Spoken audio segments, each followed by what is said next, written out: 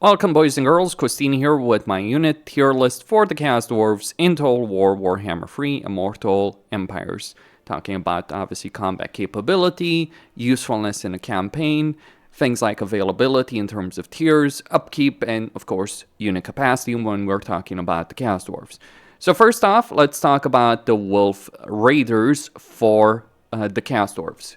Available very early in the campaign and not limited by unit caps. Here's my perspective on the subject. Wolf Raiders with bows are a B tier unit.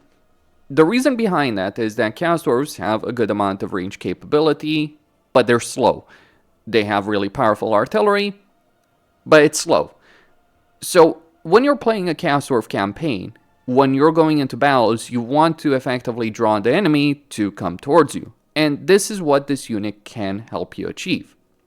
Similarly, with the Wolf Raiders, with spears, they're a pretty solid light cav for the sake of charging. Now, in plenty of cases, when we're talking about units similar to this, be it like Illyrian Reavers or Dark Riders, they're usually not worth recruiting.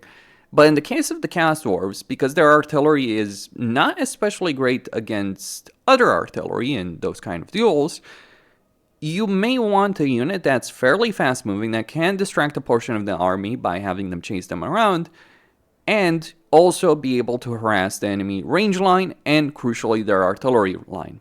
And given the fact that you're going to be dealing with dwarves, you're going to be dealing with Imric, you might be dealing with Cafe, you have every incentive to have a unit that is capable of doing that. So these guys are better, obviously, as a charge cavalry unit. This is a harassing unit.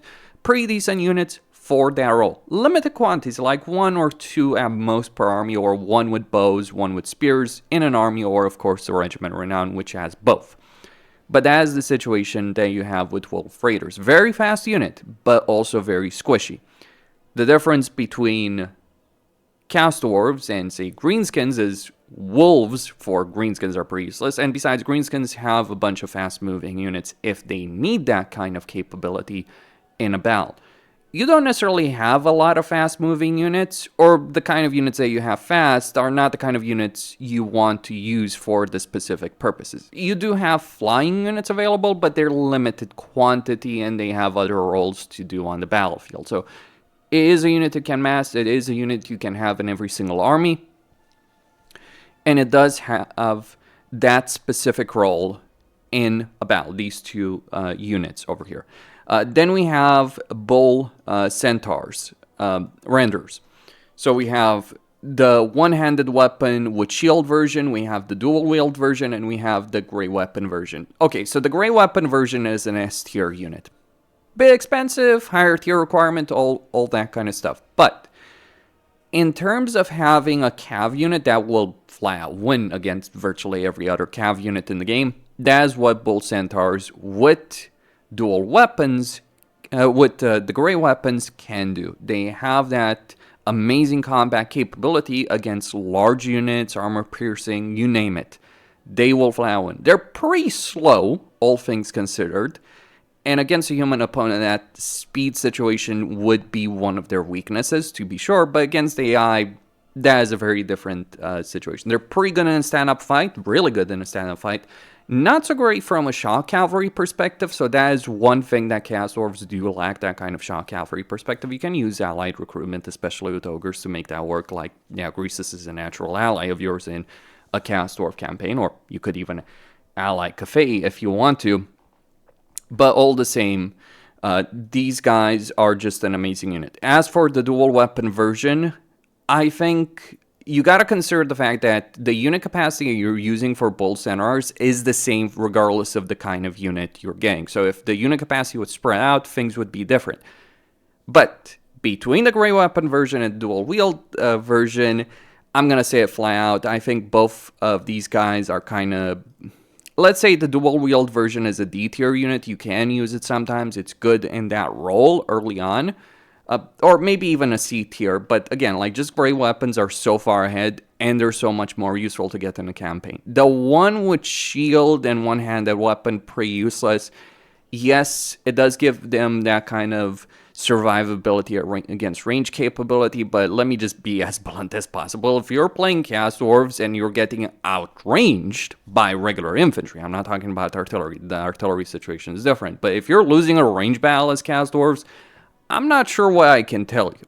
So you should not be in a situation in a Chaos Dwarf campaign where you're worrying too much about range units. Besides, you have plenty of units that are very durable against range fire, so you're not really in a situation in a Chaos Dwarf campaign where you need that kind of durability. Some other races may benefit from it, to be sure, but Chaos Dwarves, if they have a decent enough army, will flat out win most range fights in the game. In fact, your range army is so fucking ridiculous that there might not be a battle, it is a slaughter, in which case, yeah, bull centaurs are kind of redundant in general.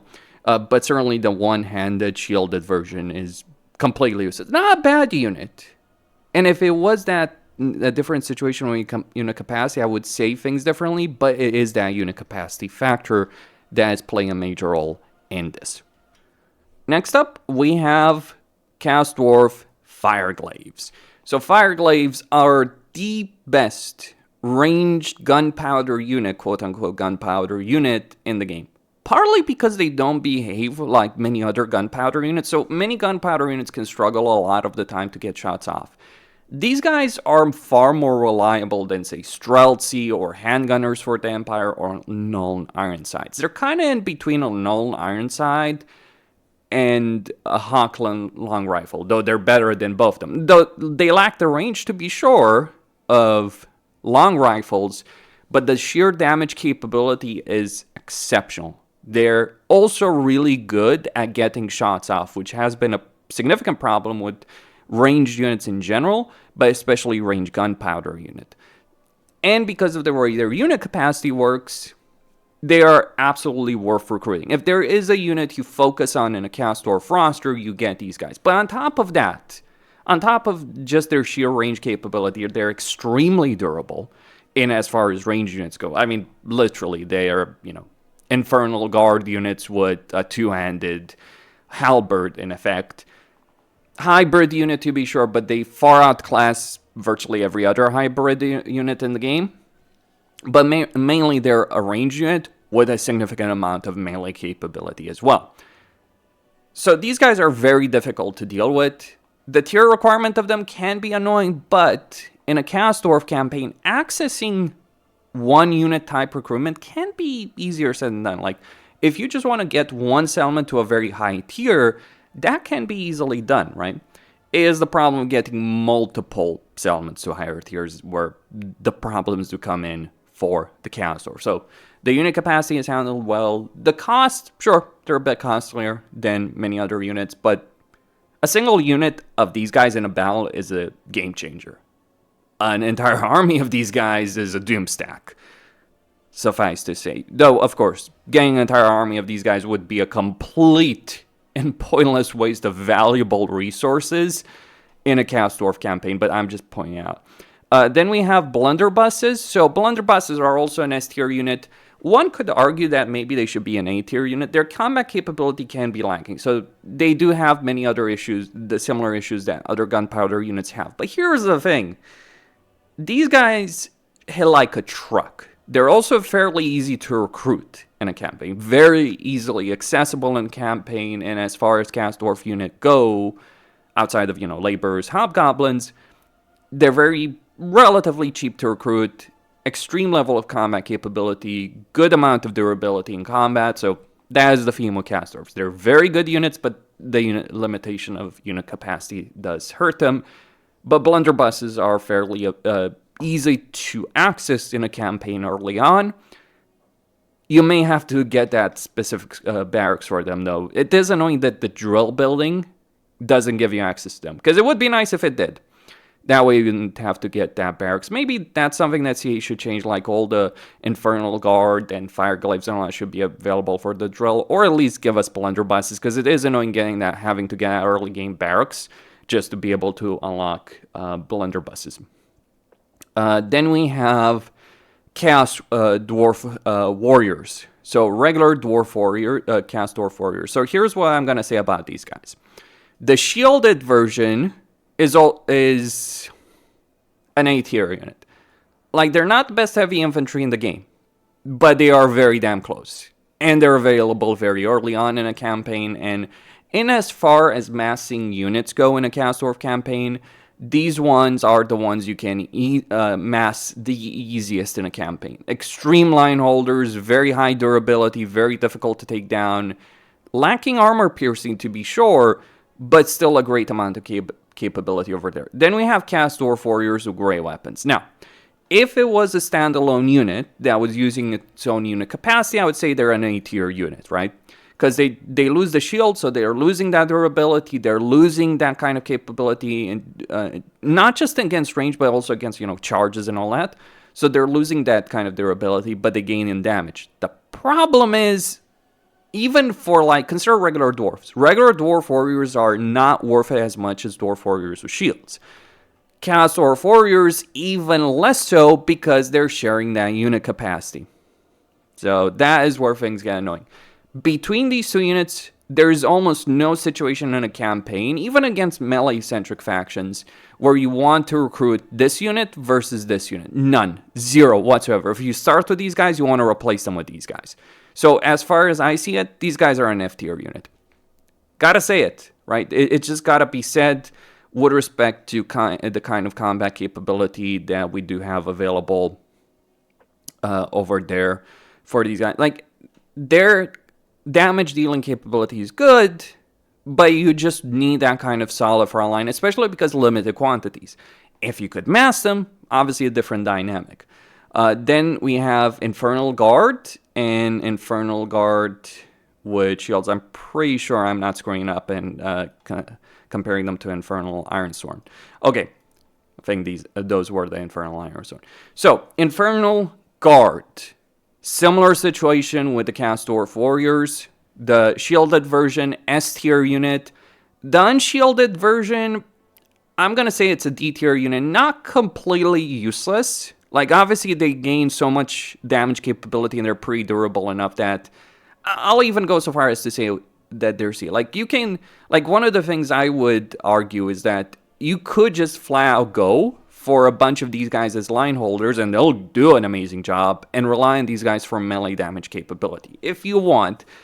Usually speaking, though, in an army, you don't necessarily want both of these units. You kind of want one or the other. And in that case, and it is always worthwhile in a campaign to always have as many armies as possible, not just one single doom stack. So when you're playing a Chaos Dwarf campaign, you may want to get a couple of Hobgoblins and some Chaos Dwarf Warriors. Try and figure out what's the ideal setup. How much combat power do you need to win battles versus how many armies you can field on the battle. So from that perspective, these guys are redundant. Not a terrible unit, far from it. And I think their damage dealing capability in melee is good enough to justify them, especially if you're dealing with melee-centric factions. Although the only one you might have to deal with are greenskins. But even against Grimgore, would I get these guys? Kind of. Then we have Infernal.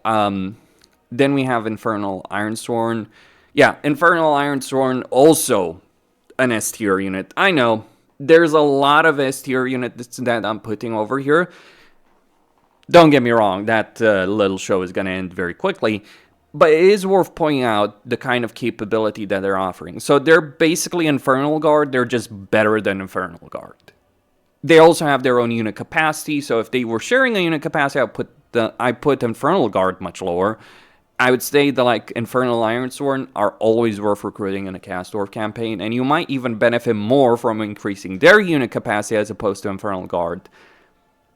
Maybe that is an argument in favor of dropping Infernal Guard, because Infernal Ironsworn are just flat out the better unit compared to them. But anyway, that is where I stand. So the Chaos Dwarf heavy infantry is really good, really solid, amazing line holders. The two-handed versions, not necessarily so much. Then we have Goblin Laborers. Of all the units you could recruit in a campaign, I could never justify recruiting these guys, for anything, ever. The only reason you would ever get Laborers, and this goes for the Greenskin Laborers as well, for the Orc Laborers. The only reason you ever recruit these guys is Either you have literally nothing else to recruit, considering how easy it is to get the Hobgoblin barracks, there's no justification for that. And yeah, you might say, oh, they're really cheap. Okay, but you're look at the situation Chaos Dwarves are dealing with, the enemies they've got. There is an argument in certain situations in favor of getting really cheap armies, but not when your fucking neighbor in Endgame Crisis, Grimgor, is right next to you. So there's no justification, except if you're literally getting an army of goblin laborers to raid Clan Carrion, or to literally raid Zarnagrun for infinite money and laborers. So it's just worth pointing out. Like, outside of that, I see absolutely no reason whatsoever to ever recruit these guys during the course of a campaign. None. Zero. Like, unless you literally have nothing else to recruit. And that's a rare situation.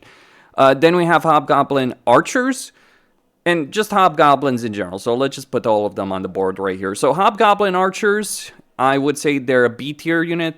Not horrible. Pretty decent unit in range that you can mass. Does a decent amount of damage.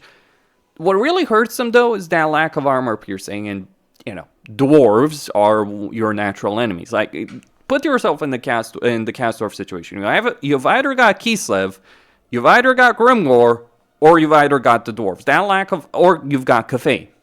That lack of armor piercing may not necessarily matter in many other campaigns, but it does absolutely matter in a Chaos Dwarf campaign, because with the exception of Grimgor, and even he can get a bunch of heavily armored units relatively quickly, and he almost definitely will, that lack of armor piercing does hurt you. I mean, it is your principal early game range unit, but that doesn't mean that they're great units. Then we have Cutthroats, pretty crap line holders, so I wouldn't say they're useless, but they're a one-handed shielded unit that's not really good at holding a line. Really. So I would say these guys, D tier. There are some situations where you just might want that extra durability. You can rely on like your artillery or range units or heroes, lords to win the battle for you. But even then, just kind of not worth it. Then we have Hobgoblin Sneaky Gits, right? So the dual wield version of Hobgoblins, they got poison attacks, they have a precursor weapon, they have that dual wield capability. When you combine these things together, you have a unit that, sure, it doesn't have durability. It doesn't have the best damage dealing capability. But they're a great unit to support your army early on, or even throughout the course of a campaign. They're the only Hobgoblin unit that actually has value in a campaign in general throughout the course of that campaign. Like, even Wolf Raiders, sure, you might want one or two throughout the course of a campaign for raiding capability until you get to a point where you're just literally massing artillery. But with Hobgoblins, like, you gotta understand, it is one thing to have one or two artillery units that you need to increase capacity, but the problem for, obviously, Chaos Dwarves is the limited capacity of melee units. That's one of the reasons why their melee infantry is so freaking good, because each of them has to be really good, because you have limited numbers. These guys are the mainline infantry of the Chaos Dwarves throughout the course of a campaign, until you get to a point that the campaign doesn't matter anymore and you're just recruiting doom stacks of Chaos Dwarves. That's not what I make a tier list for, is when it actually fucking matters. And these guys are important when it matters. So I would say they're worth recruiting, though keep in mind the durability. So these guys can be a bit more durable, but if you're looking for durability, you have other options from that perspective. Then we have Taurus, Bale Taurus, and Lamassu. Where do I stand on this subject? So, Bale Taurus, well, in as far as flying units go, yes, I know, another S tier unit, but Bale Taurus is an extraordinarily good unit. Its flying capability, its damage capability, just overall usefulness in a combat situation, just really solid unit to get around. Can be a bit annoying, though, so I think I'm actually going to drop it to A tier. The reason I'm going to drop it to A tier is when you're looking at the Chaos Dwarf campaign, what is your priority in terms of recruitment? What is the priority in terms of armaments? What do you want to get in terms of armaments? Do you want to get the building that you recruit Bale Taurus from to a higher tier? Or do you want to get other buildings to a higher tier, especially artillery buildings? You know the answer to that. So, like, the artillery building is the one you actually want to get to a higher tier as quickly as possible. The Taurus building, obviously you get it to increase hero capacity, but, it's just like, just being able to recruit them. Now, the benefit they do have is that all of these units have their own individual unit capacity, so you can focus on them individually if you want. But it is an A-tier unit. I'm not sure I would quite put it in an S-tier unit. They're useful, but they're not so useful that you almost always want them. Like, there's bigger priorities, I would dare say. Regular Taurus, pretty good A-tier unit. The reason I would put these guys in A-tier is their availability very early on in a campaign. That is the one reason I'm going to say that regular Taurus are useful, because you can recruit them pretty quickly in a campaign. So even a single one of these very early in a campaign can be a game changer. Like Battle Taurus, by the time you can recruit them reliably, you might not need them anymore because you might have a better option. But regular Taurus, to support a Hobgoblin army with limited blunderbusses cast over 4 years, like even a single one of these or two of them can be pretty solid. Then we have Lamassus. I wouldn't say they're a useless unit, but they're not as good as Taurus in combat. I know they have some bounce spells, they have some magic capability, but from my point of view with Lamassus, either as a mount or a standalone unit, I just don't really find them useful. They're not as good in melee, and that is actually an important thing, because with these Taurus, you're going to want them to go harass enemy range units. You're going to want them to keep single entities or some powerful units occupied. The Lamassus is just not really good at it. It doesn't have the damage dealing capability, it doesn't have the melee capability. Like, obviously you would get one, but getting any more than that, like, I'd rather get Taurus or any other unit available in a campaign. Then we have the Kadai Destroyers. Where would I put the Kadai Destroyers? I know people are going to be pissed at this. They're a really good single entity unit. I wouldn't say they're Rogue Idol level, but they're still very, very strong. But again, very annoying to fucking recruit. And, higher tiers. Like, sure, once your Confederates are in the group, but then you don't care. From my experience in a Chaos Dwarf campaign, even getting a single set, like, let me give you the idea, let me paint the picture. If you're playing a Chaos Dwarf campaign, it is better to get settlements to tier 4 and then stop, and then get another settlement to tier 4, then getting a single provincial capital to tier 5. I'm not saying it's useless, but I am saying that you have higher priorities. Getting more heroes is a higher priority. Understand that. So Chaos Dwarves do suffer quite a bit in terms of being able to get to tier 5, or their incentive structure in campaign. Getting to tier 3, getting to tier 4 is a more important thing. So from that point of view, Kadai's, even if we do have a tier 5 settlement, increasing their capacity, yes, they're a strong unit, but they're a wasted opportunity in some ways. Like, they're strong on their own. Sure, a single one of them can be important, but I'd rather get more artillery units. I'd rather get even more Taurus or Infernal Ironsworn capacity than increase Kadai capacity. Kadai Destroyer capacity. Then we have Fireborn. I think like Fireborn have the same issue. Actually, they're actually worse. Like, Destroyers are at least really, really good at combat, very hard to take down. The problem with these guys, with the Fireborn, is that they're demons. Now, that means they will fight until the death, but if they start losing, you'll just flat out lose the unit. So really strong unit, if you can keep them. The problem is they can be a bit squishy. They'll do a lot of damage. They'll hold their own until they no longer hold their own, and they just collapse dead in a couple of seconds.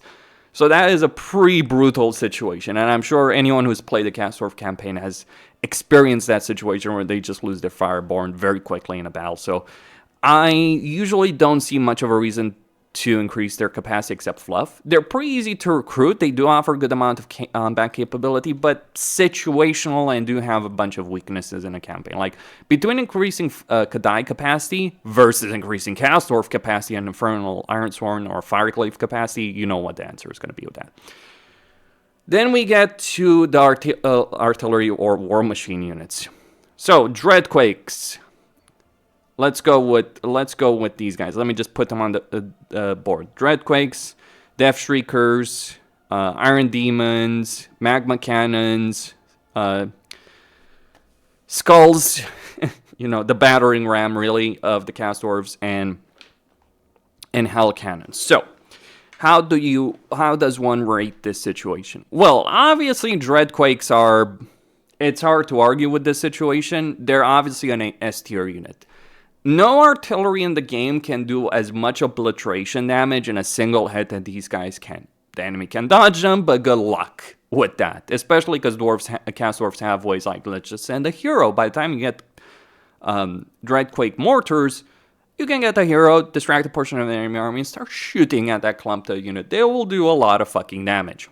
They might outright win you the battle. These guys are so ridiculous that the single shot of these guys is considered an army ability from a garrison building. Chew on that for a moment.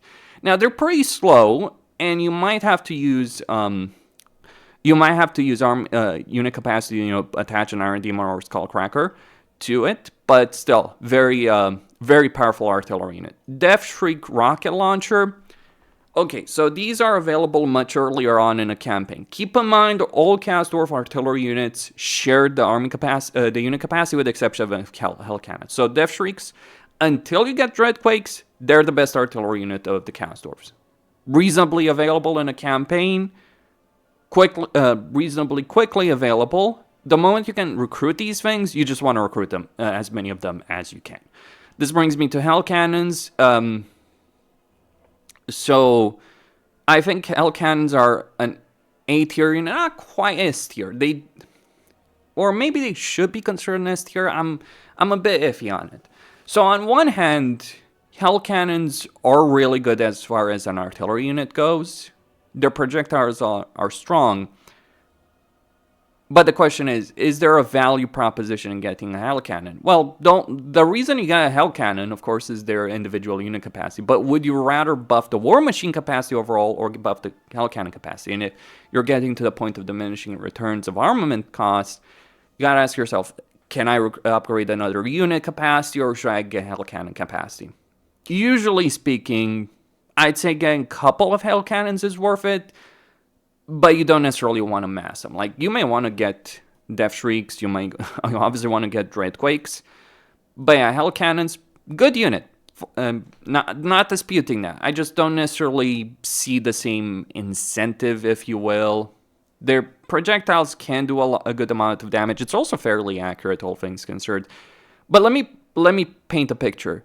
A Hell Cannon with a single shot can do a lot of damage, so can a rocket. In fact, a rocket might do a bunch more damage if it's a blob of enemy units. But both of them are very good units. So, I'm tempted to put it in S tier, but I think it's just like S tier minus from my point of view. Magma Cannons, B tier. Not a horrible unit, and available fairly quickly. The first real artillery unit you can get in a Chaos Dwarf campaign. But really, they're only useful early on in a campaign, and then once you get the rocket launchers, once you get Hell Cannons, once you get other things, you don't really want to recruit any of these whatsoever in a campaign. That leaves us the Iron Demons and Skullcrackers. If they had their own unit capacity, I'd probably put them a bit higher, but I'm going to say it outright. I think Iron Demons are a D tier unit. Like, these are the ones you want to pull your Dreadquake mortars. I just don't see a value proposition for Skullcrackers. I really don't see it. Like, it's not durable enough. Like, it might seem durable on the surface level, sure, but it's not a steam tank. It's trying to be a steam tank. One, it doesn't have the melee capability or survivability of a steam tank, and obviously it's lacking the ranged weapon. The Iron Demon in itself is obviously lacking quite a bit compared to a steam tank as well. But at least it has some range capability. The battering ram of the Chaos Dwarves, I just don't really see a usage for them. Every time I've played with these guys, like, you might think this is a unit that you can, it's a melee unit that you can use in sieges. No, if you throw this thing in a siege against the enemies you're dealing with, many of which have armor piercing, I should add, it will get killed pretty damn quickly. So from my point of view, I think Iron Demons are worth it, especially to pull Dreadquakes.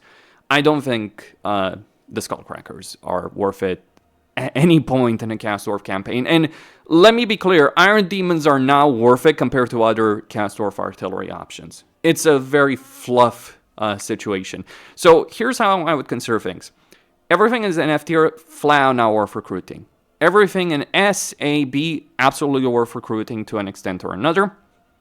even if destroyers and magma cannons is a limited situation, right?